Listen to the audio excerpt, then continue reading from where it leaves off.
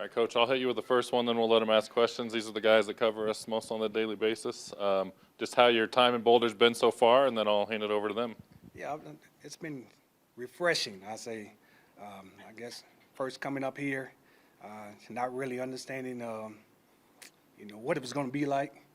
But I just can remember back, because I'm from Texas, so I remember Colorado being in the Big 12 and understanding the type of brand of football that was played here with the guys before.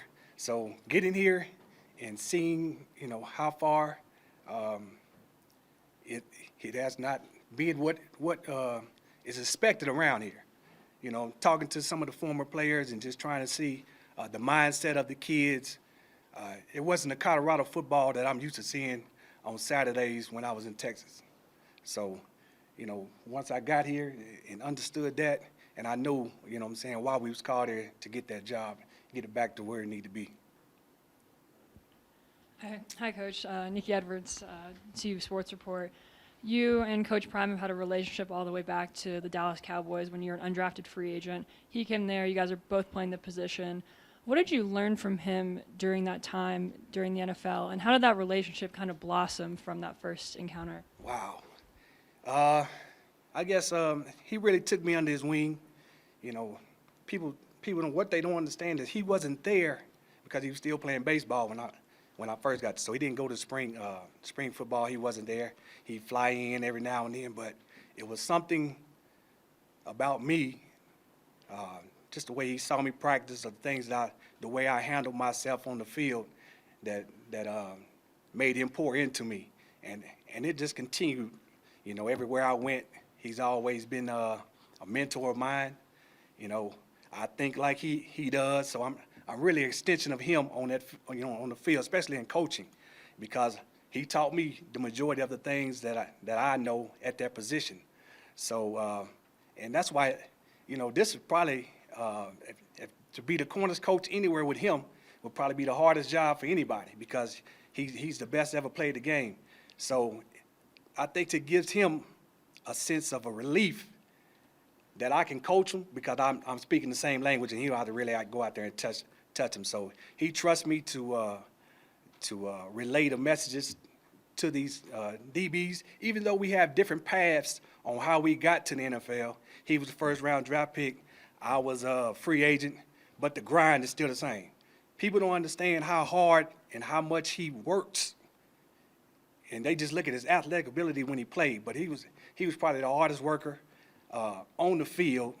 And when I played with him, I was the backup, but I never got to practice because he took every rep in practice. So it wasn't like that he would, come in and practice 2 or 3 plays and come out. But he would practice every play, him and Michael Irvin would go at every play. So the competition that he's expecting, I know what he's talking about. And I know that's why he's successful, and that's why he's the best at the game, best corner ever played the game, because he practiced like that every day. Hi, Coach. Adam Lister-Tiger from 24/7 Sports. With Travis Hunter, what is it about him that separates him from the average corner? And I was also curious, was he ever really healthy for you during his freshman season? Yeah, Travis is a unique player, and he has great skills. He has his competition, his competitiveness is out the door.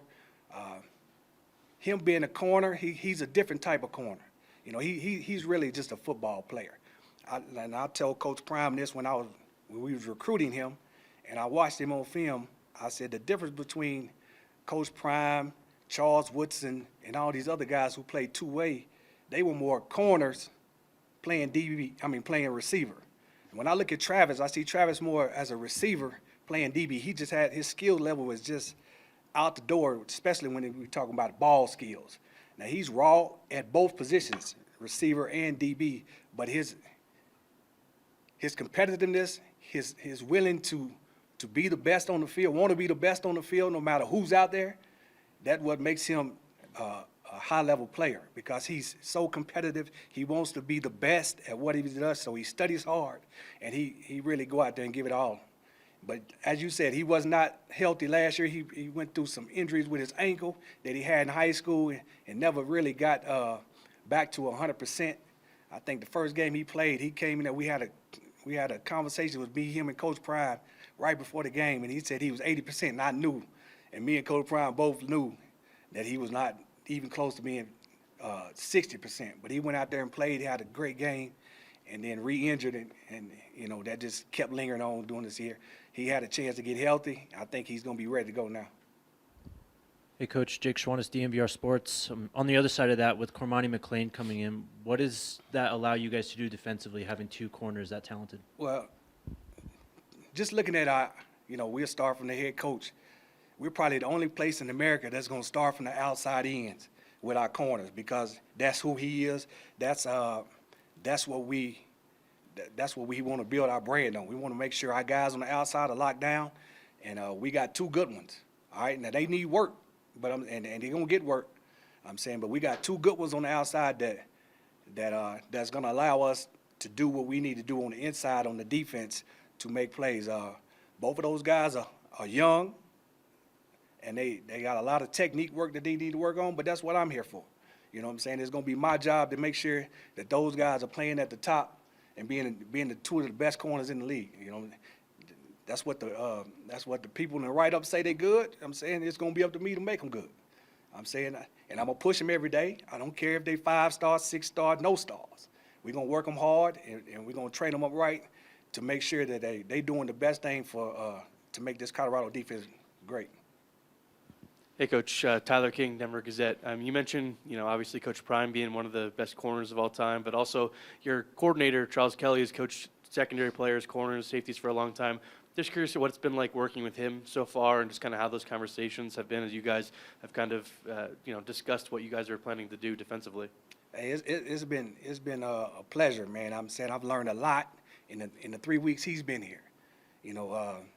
Just the technique things and just how he sees the defensive backfield and how he understands all the ins and outs of calling defenses and understanding that he's done it at a high level. He's coached guys at the high level to be successful. But everybody in that room, in that defensive coach's room, are just like taking notes on everything that he does because he's just like Coach Prime when it comes to some of the little things. He writes down everything. He got things go back when he was at Florida State. I'm talking about notes. So those things right there, we are all learning from him, and it's going to help us be better coaches. And it's just been every day. I'm in his office just trying to learn something new, and he's same way. He feeds stuff off me, and I'm like, why you asking me? You know what I'm saying? But it's been a pleasure, man, and I enjoy him. Anything else for Coach Mathis? Go ahead, Nikki. You and Andre Hart have known each other for a very long time, coached at Trinity Christian School, back with Coach Prime. When did you guys first initially meet each other, and how did that relationship start? Woo! I think Coach Hart came. We had another guy that coached with us, that played with us, played with me and Coach Prime at the Cowboys. Brung Coach Hart up, and he wanted to start coaching the youth football with us.